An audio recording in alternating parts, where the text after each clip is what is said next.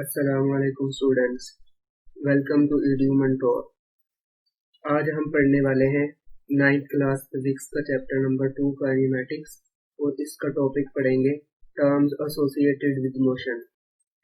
तो चलिए स्टार्ट करते हैं।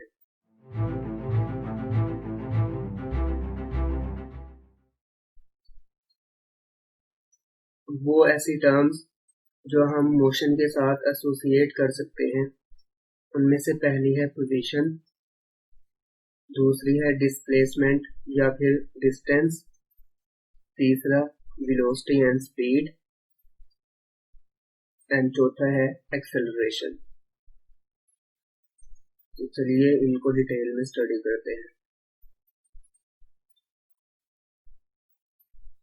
पोजीशन, जब भी हमारे सामने पोजीशन बोला जाता है तो इसका मतलब होता है किसी चीज की लोकेशन, किसी प्लेस या किसी पॉइंट की किसी रेफरेंस पॉइंट के लिहाज से लोकेशन कि वो किस जगह पर वाक़ है।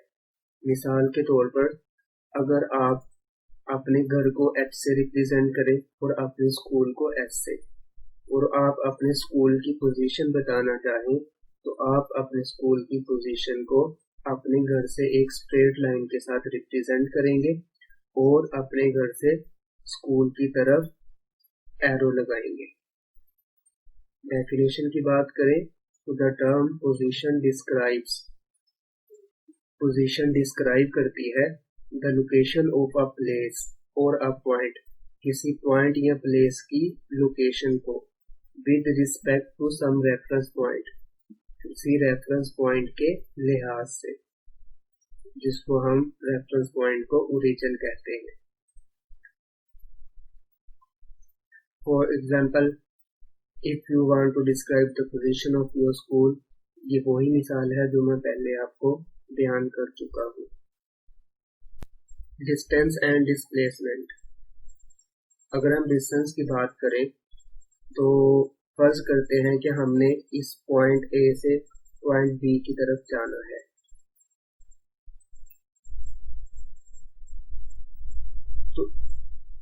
तो इस पॉइंट ए से पॉइंट बी पर जाने के लिए हम बहुत सारे पाथ फॉलो कर सकते हैं। फॉर एग्जांपल, एक बंदा यहाँ से घूमकर यहाँ पर जाता है, एक बंदे का दिल कर रहा था वो यहाँ से यहाँ पे जाता है, और एक का दिल कर रहा था वो इस ब्लू लाइन के ऊपर जाता है। और इसके अलावा बहुत सारे रास्ते हो सकते हैं जो कि एक बंदा फॉलो कर सकता है पॉइंट ए से पॉइंट बी पर जाने के लिए। तो वो तमाम पाथ जो कोई बंदा फॉलो करेगा पॉइंट ए से बी पर जाने के लिए, उन तमाम पाथ्स को हम डिस्टेंस कहते हैं। तो चलिए इसकी डेफिनेशन को देखते हैं।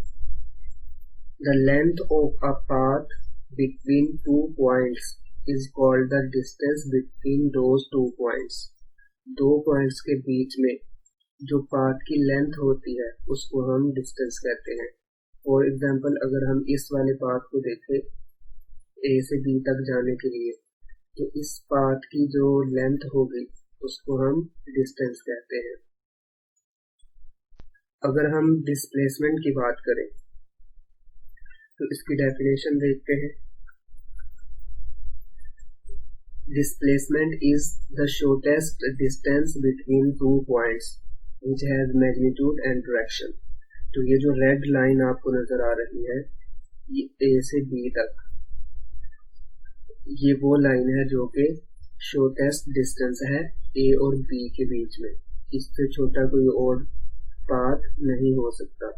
तो the shortest distance between two points is called displacement. और इस डिस्प्लेसमेंट की मैग्नीट्यूड के साथ साथ डायरेक्शन भी होती है। तो इसलिए हम डिस्प्लेसमेंट को कहते हैं कि ये एक वेक्टर क्वांटिटी है, जबकि डिस्टेंस जो होता है ये स्केलर क्वांटिटी होती है। क्योंकि डिस्टेंस को डिस्क्राइब करने के लिए डायरेक्शन की जरूरत नहीं होती। तो हम पहले देख चुके हैं कि स्केलर क्वांटिटीज को डिस्क्राइब करने के लिए सिर्फ मैग्नीट्यूड चाहिए होती है, और वेक्टर क्वांटिटीज को मैग्नीट्यूड के साथ साथ डायरेक्शन की भी जरूरत होती है। तो इसलिए डिस्टेंस एक स्केलर क्वांटिटी है और डिस्प्लेसमेंट एक वेक्टर क्वांटिटी है। Speed and velocity. अगर हम स्पीड की बात करें, अगर कोई चीज यूनिट टाइम में जितना भी डिस्टेंस ट्रेवल करे उतनी उसकी स्पीड होती है। मिसाल के तौर पर अगर एक गाड़ी पॉइंट ए से बी तक जाने के लिए 1 सेकंड में 5 मीटर डिस्टेंस ट्रेवल कर रही है तो हम बोलेंगे कि इसकी स्पीड 5 मीटर फी सेकंड है, 5 मीटर पर सेकंड है। इसी तरह अगर कोई गाड़ी पॉइंट ए से बी तक जाने के लिए 10 मीटर 1 सेकंड में ट्रेवल करती है तो हम बोलेंगे कि इसकी स्पीड 10 मीटर पर सेकंड है। तो इसका मतलब ये हुआ कि 1 सेकंड में तय करदा फासला किसी चीज की स्पीड को जाहिर करता है। स्पीड की डेफिनेशन को देखें तो the distance covered by an object in unit time. Unit time में तय करदा फासला इज कॉल्ड इट्स स्पीड, उस बॉडी की स्पीड कहलाता है। अगर हम वेलोसिटी की बात करें तो the displacement covered by an object. अगर यूनिट टाइम में डिस्प्लेसमेंट कवर कर रही हो तो उसको हम वेलोसिटी कहते हैं, और अगर यूनिट टाइम में डिस्टेंस कवर कर रही हो तो उसको हम स्पीड कहते हैं। स्पीड एक स्केलर क्वांटिटी होती है। इसका फार्मूला होता है velocity is equal to distance covered divided by time taken, v is equal to s over t, और इसका यूनिट होता है मीटर पर सेकंड। अगर हम वेलोसिटी की बात करें तो ये एक वेक्टर क्वांटिटी है, क्योंकि इसके अंदर हम डिस्प्लेसमेंट जो कि एक वेक्टर क्वांटिटी है उसको यूज करते हैं, और इसका formula v is equal to d over t है। d यहाँ पर रिप्रेजेंट करेगा डिस्प्लेसमेंट को और t टाइम टेकन को, और इसका यूनिट भी सेम होता है जैसा कि स्पीड का होता है, मीटर पर सेकंड। अब हम देखते हैं कि यूनिफॉर्म स्पीड और यूनिफॉर्म वेलोसिटी क्या होती है। फर्ज करें कि एक गाड़ी चल रही है, वो पहले सेकंड में भी 1 मीटर फासला तय करती है और अगले सेकंड में भी 1 मीटर फासला तय करती है, उससे अगले सेकंड में भी 1 मीटर फासला तय कर रही है। तो ये 1 सेकंड, फिर 1 सेकंड, फिर 1 सेकंड, ये है इंटरवल्स ऑफ टाइम। और ऊपर 1 मीटर ये है डिस्टेंस कवर्ड। अगर कोई body equal intervals of time में इक्वल डिस्टेंस ट्रेवल करे तो हम कहते हैं कि उसकी स्पीड यूनिफॉर्म स्पीड है। इसी तरह अगर कोई body equal intervals of time में इक्वल डिस्प्लेसमेंट ट्रेवल करेगी तो उसको हम कहेंगे कि इसकी वेलोसिटी यूनिफॉर्म वेलोसिटी है। A body has uniform speed, एक बॉडी की स्पीड यूनिफॉर्म होती है if it covers equal distance, अगर ये इक्वल डिस्टेंस ट्रेवल करे in equal intervals of time, equal intervals of time में, हाउएवर शॉर्ट द इंटरवल्स में बी, और ये वक्फे जितने भी छोटे हों इससे हमें कोई फर्क नहीं पड़ता। अगर ये 1 मीटर है फिर भी ठीक है, अगर ये 1 सेकंड है फिर भी ठीक है, अगर ये 1 मिली सेकंड है फिर भी ये चीज अप्लाई करेंगे, इससे कोई फर्क नहीं पड़ता कि ये टाइम जो है, जो हमने इंटरवल्स बनाए हैं वो कितने छोटे हैं। बस होना ये चाहिए कि वो बॉडी जो है वो इक्वल डिस्टेंस ट्रेवल कर रही हो या इक्वल डिस्प्लेसमेंट ट्रेवल कर रही हो। सिमिलरली अगर हम यूनिफॉर्म वेलोसिटी की बात करेंगे, if it covers equal displacement in equal intervals of time, however short the intervals may be। अगली टर्म है एक्सेलरेशन। एक्सेलरेशन का मतलब होता है कि अगर कोई चीज किसी वेलोसिटी के साथ मूव कर रही है तो क्या वो सेम वेलोसिटी के साथ चल रही है या उसकी वेलोसिटी इंक्रीज हो रही है। अगर किसी बॉडी की वेलोसिटी इंक्रीज या डिक्रीज हो रही हो तो हम कहते हैं कि ये इस बॉडी में एक्सेलरेशन पैदा हो रहा है। मिसाल के तौर पर अगर हम इस कार की मोशन को स्टडी करें तो ये कार शुरू में बहुत स्पीड के साथ चलती है और आगे जाके रुक जाती है और फिर थोड़ा स्पीड पकड़ती है और फिर रुक जाती है। तो इसकी जो मोशन है, इसकी वेलोसिटी पहले बहुत तेज थी और फिर आहिस्ता आहिस्ता कम हुई और फिर 0 हो गई। तो ये जो वेलोसिटी में चेंज हो रहा है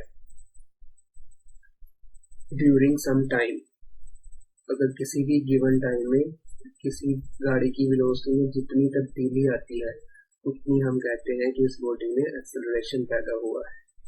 अगर हम डेफिनेशन को देखें, acceleration can be defined as the rate of change of velocity of a body. Time के लिहाज से किसी भी बॉडी की वेलोसिटी में तब्दीली एक्सेलरेशन कहलाती है। एक्सेलरेशन का अगर हम फार्मूला देखें तो change in velocity divided by time taken, final velocity minus initial velocity divided by time.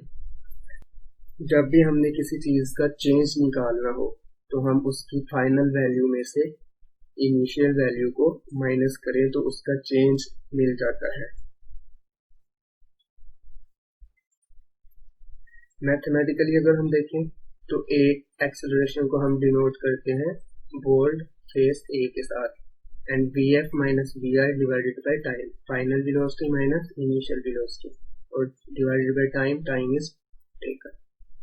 It is a vector quantity और इसका यूनिट होता है मीटर पर सेकंड या फिर हम इसको पढ़ते हैं मीटर पर सेकंड स्क्वायर्ड।